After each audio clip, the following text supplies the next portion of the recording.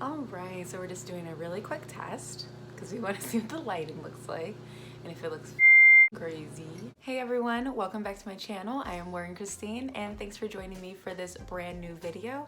I know it's been a while since I put one out, but I have revamped a few things and I have some really cool content that I will be putting out either on a weekly basis or every other week. I wanted to start with a new segment that I want to call Ask an Esthetician, where I delve into different topics that I get asked during skin consultations and in my DMs. Today is going to be a video on the top 5 ingredients to incorporate into your skincare routine.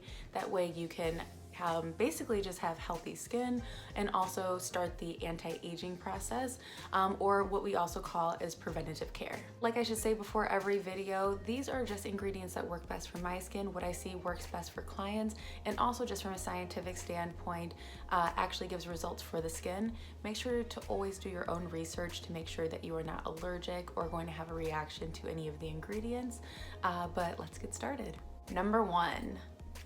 I feel like this is going to be the most controversial ingredient actually, and it's going to be SPF. So I'm sure everybody has heard by now that staying out of the sun, limiting our sun exposure is going to help with not only fine lines and wrinkles and not having premature aging, but also preventing skin cancer and pigmentation, sunspots, liver spots, whatever you'd like to call them. It's basically just brown pigmentation on the skin.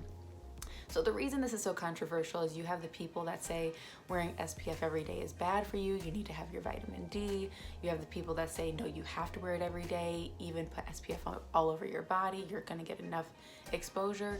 You have to find what's going to be best for you. Make sure that you have a lightweight moisturizer that includes SPF, that way you don't have to have a moisturizer and an SPF.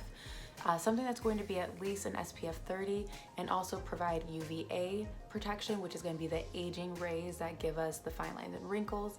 And then the B for UVB rays is going to be to prevent burning, which is going to give you skin cancer, or could give you skin cancer. The biggest thing and the biggest problem is I will have women come in and say, I've been using SPF for years and years and years, and now I still have all this sun damage, I have all this brown pigmentation. I just think it's a sham. You are probably applying your SPF during the daytime, which is great, but then you're not reapplying every 2 to 3 hours once the SPF loses potency. I always make sure to keep a powder formulation of SPF with me. My favorite is by Color Science because not only does it have an SPF of 50, it protects against the UVA rays, UVB rays, and also against blue light. Blue light from our phones and laptops can cause cellular damage and age us faster. So I do like to keep it with me. If you're not leaving the office, if you work in an office, you don't have to reapply every 2 to 3 hours. It's not necessary. However, if you're leaving the office for lunch, you're leaving to, commute back home, make sure to brush on a little bit of SPF. I love the powder formula because you don't have to touch your face. It's a lot easier to apply, and if you're wearing makeup, it goes beautifully over makeup. Number 2, vitamin C.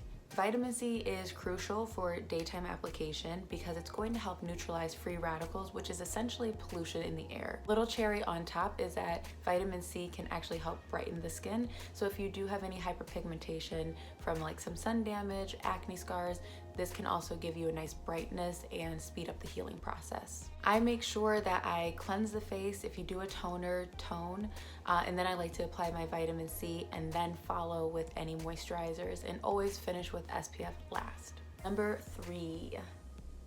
Retinol is very, very, very, very, very important if you are trying to prevent breakouts, change the texture of your skin, and overall reduce any sort of fine lines and wrinkles. Retinol is going to turn over those cells, which is going to renew the texture, basically not allow those cells to get clogged with bacteria and give you breakouts. And it's also a great anti-ager because it prevents those fine lines and wrinkles. Biggest thing to remember is to start slow with retinol. Retinol, because your skin is turning over much more rapidly than it's intended to, might get a little dry or irritated. There's a few different methods that you can use. One would be to acclimate by only using the retinol 2 or 3 times a week at nighttime only, and then building up your tolerance. The second is going to be the sandwich method, where you put a layer of moisturizer first, then you apply your retinol, and then you apply moisturizer on top of that, essentially sandwiching in the retinol so it's less irritation.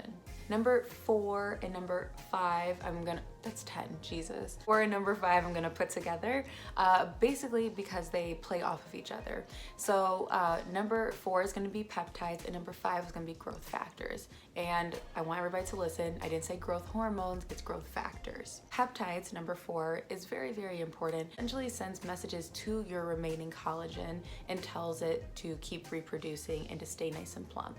What happens as we get older, typically around the age of 40, we're actually losing 1% of our collagen each year. So collagen is what keeps our skin looking nice and plump and healthy, which is why sometimes when people are older, their skin looks a lot thinner, looks more paper-like.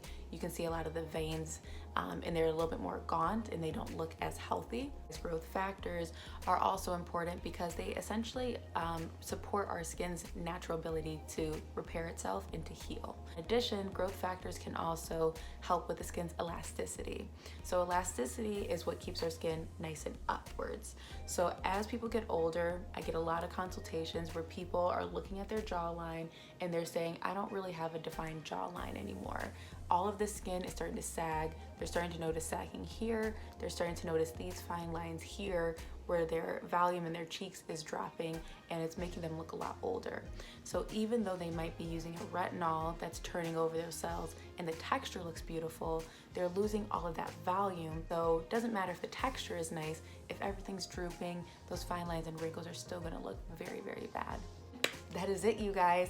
Those are my top 5 ingredients that you should be incorporating into your skincare routine for preventative care and for healthier, younger looking skin. See you in the next video. Of course, if you have any questions or comments, please leave them down below. I'm always appreciative of any suggestions. I'll see you guys later. Bye.